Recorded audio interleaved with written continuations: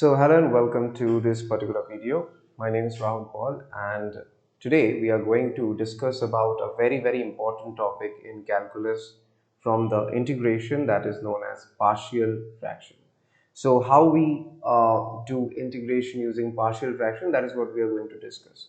So in this entire video, we are going to step by step understand the different rules related to partial fraction, and then we are going to take a couple of examples to understand how we actually execute this particular integration process. To begin with, we are going to introduce the rules of partial fraction, the different ways of writing a partial fraction for different type of questions. Let us start with the rules.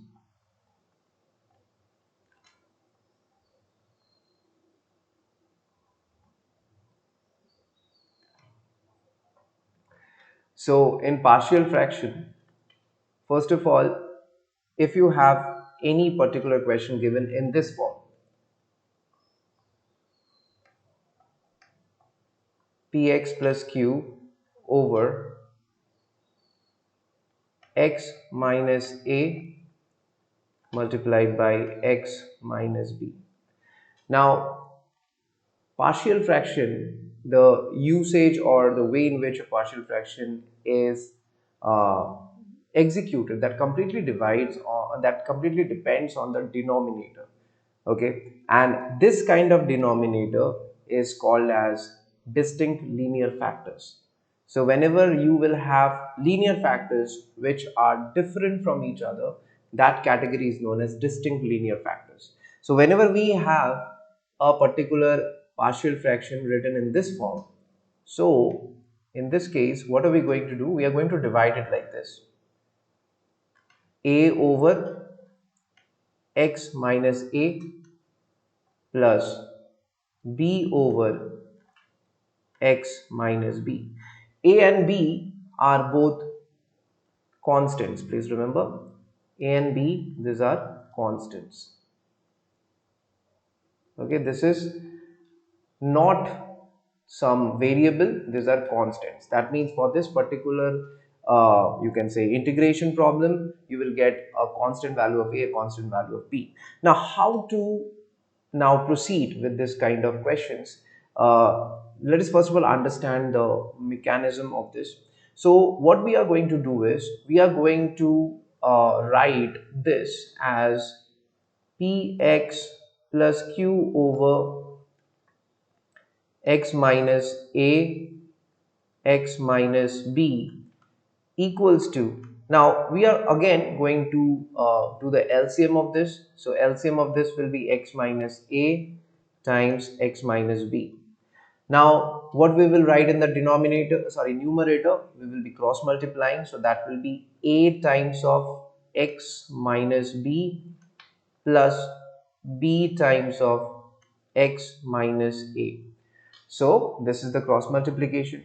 Now we can eliminate the denominator on both ends, which means we are going to now represent this only with the numerators. Px plus q will be now equals to a times x minus b plus b times x minus a. So this is the form in which we will have to take it. After this, the rule is to put any particular value of x for which we will get the value of a and b respectively. Let's say if we take the case here, so we can put let's say for x equal to b. First of all, we can put any value we want. There is no particular value or any restricted any restriction over here. There is no restrictions as such. So we can take any value of x. So for x equal to b, if we take, let's say, x equal to b. Now why I have taken x equals to b? Because if I take x equals to b, this particular thing will turn out to be 0, which means that a will get eliminated. Ultimately the whole function will only have b, the whole equation will only have b. Okay, so that way I can get the value of b. Similarly, the next time I'll take x equals to a, that way I can get the value of a, because the b will get eliminated alongside the particular factor which it is holding. So if I take x equal to b, so it will be px plus q. So this time I'm introducing the value of x. So instead of px, I'll write pb plus q, and that will be equal to a times of b minus b plus b times of b minus a. Okay, so from here what we can do is pb plus q, and we can write, so this one gets eliminated, this one will get eliminated, and we can write b times of b minus a. So from here I'll get the value of b, which will be equals to pb plus q over b minus a. Okay, so this is the value of b. This is a constant. Okay, this is with respect to the variables I'm displaying, because I'm just trying to give you the idea how we are going to execute. So when we will be doing the questions, we will get numbers for this. So this is the value of b. Again, if I take the value of x as a, this time I'm going to do it directly. So pa plus q equal to, now the b part will be gone, so I'm not going to write b, only the a part will remain, a minus b. Why b part will be gone? Because I have taken x equal to a, which means here it will be a minus a, so this part will be gone. So from here directly I'm getting a equal to pa plus q over a minus b. So this is the value of b, and this is the value of a. This is b and this is a. Now when you have got the value of b and a, now very simple, you will just put it in this and you will do the integration. So when I'll write the integration of this thing, so the integration of px plus q over a over x minus a times of x minus b dx. So I'll be doing, first of all, a times of integration dx over x minus a plus b times of integration dx over x minus b, because a and b are constants and you can just take the constants out from the integration process. Now you will just put the value of a and b that you have got over here. So here we are getting these values. So a is pa plus q over a minus b, and the integration of dx over x minus a plus b will be pb plus q over b minus a. This is pb plus q over b minus a, and the integration dx over x minus b. And then we will finally do the problem and get the result. Integration of dx over x minus a is just log of x minus a, and same goes for this, log of x minus b. So that is then becomes very easy. Then we will follow the normal integration process for the same. So this is how we are going to do the problem, and not just for this format, for all the different other type of equations or expressions that I'll give you. So this is how we are going to do it. This is how we are going to do the problem. So this is number one of this form of partial fraction. Every single form of partial fraction will go through the same exact process. Okay, so there is nothing different, it's just that we have to find the constants. Yeah, the way of representing the partial fraction will be different, that I'll tell you, like in all the different formats, how the ways are there, like how we are going to describe the partial fraction that we are going to discuss. So this was number one.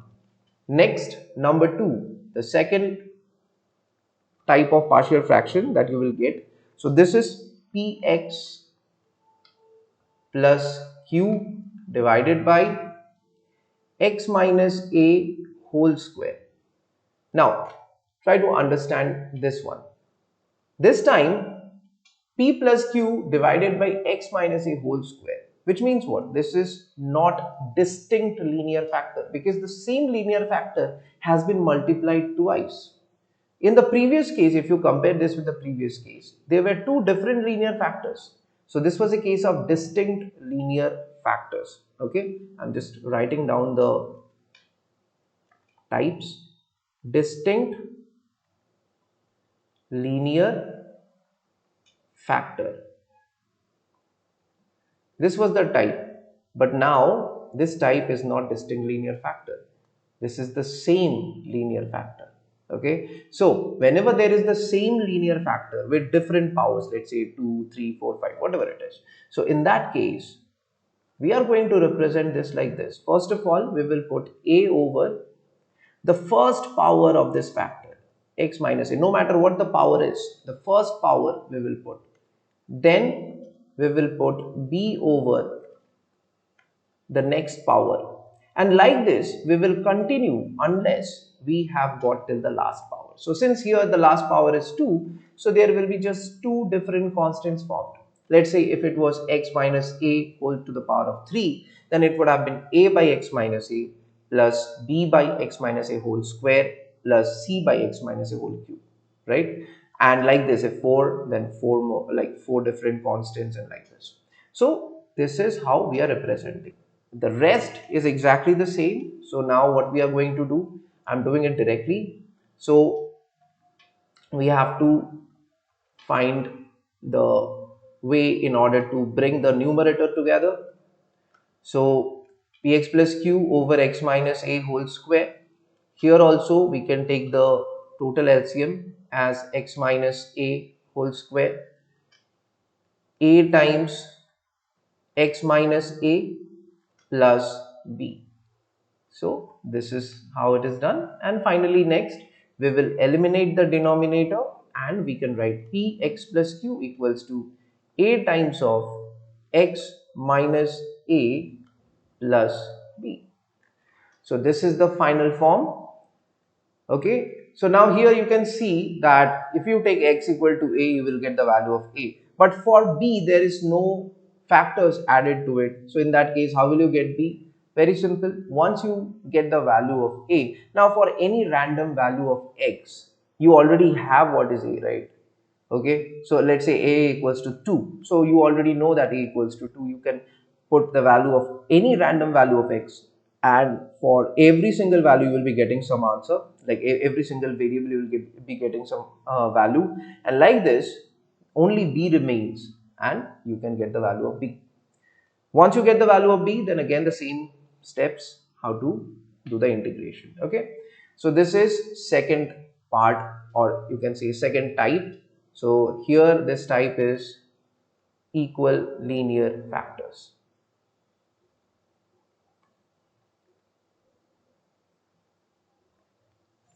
Okay, third type.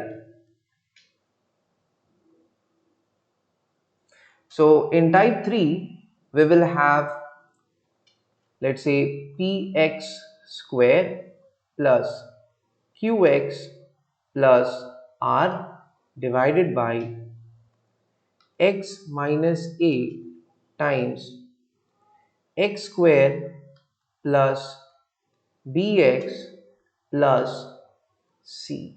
Okay, so what is this type now? So why have I written this in the quadratic equation form and not in the factorized form? The reason is because there are a lot of quadratic equations which cannot be factorized. Now let's say if I come across one of such quadratic equation which cannot be factorized, that means I cannot factorize that particular quadratic form into some linear factor. Okay, so in that case, what we will do, we will apply this particular way of approach. And what is that? First of all, we will take care of this linear factor. It is simply a over x minus a plus. Now, when there is a quadratic factor which cannot be reduced, so you can say it's a non-reducible quadratic factor. So in that case, we will write the numerator with a power less. So it will be bx plus c over x square plus bx plus c. Now try to understand the process. The power, when x has a power of 1, with a, we will use x to the power of 0. Basically, x to the power of 0 means what? The answer is 1, which means the x is not there. And that is the reason why we don't write any x values with a. That is because whatever the power of the denominator is, the numerator will have the variable with 1 less power. So here the variable has a power of 2. So you will write bx plus c, like it will be 1 less power. If it's a quadratic function, the numerator will be a linear function. If it's a linear function, the numerator will just be the variable, just be the constant, right? Suppose if it was x cube plus bx square plus cx plus d, that means if it was a cubic function, in that case, the numerator would have been cube. Sorry, the quadratic function. So the numerator would have been bx square plus cx plus d. Okay, so that is how the partial fraction is written. And then the same process again. So what we will do now, we will write px square plus qx plus r over x minus then we have x square plus bx plus c. So here also we will take the LCM, x minus x square plus bx plus c, and in the numerator we will write a times of x square plus bx plus c plus b times of plus bx plus c times of, because now we are taking this as a total, x minus a. So finally what we can write, px square plus qx plus r, which is equal to a times x square plus bx plus c plus bx plus c times of x minus a. So this is the total explanation. Okay, this is how we are representing this particular form. So this form is known as non-reducible quadratic equation.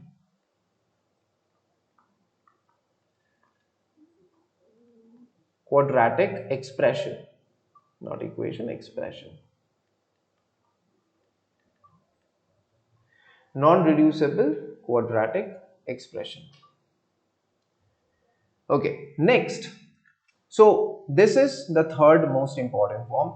The fourth form is, you can say, miscellaneous, or you can say mix. Sometimes we get a form where the linear distinct function comes along with a linear equal function. So in that case, how we are going to write? So we can write like this: px square plus qx plus r over x minus a times x minus b whole square. So we will just, I'm just giving the forms, that's all. So x minus a plus, now for this we will break it into two stages. One will be with power 1 and one will be with power second. Okay, So that is all about the different forms of the partial fraction. This is the theory that I have given you.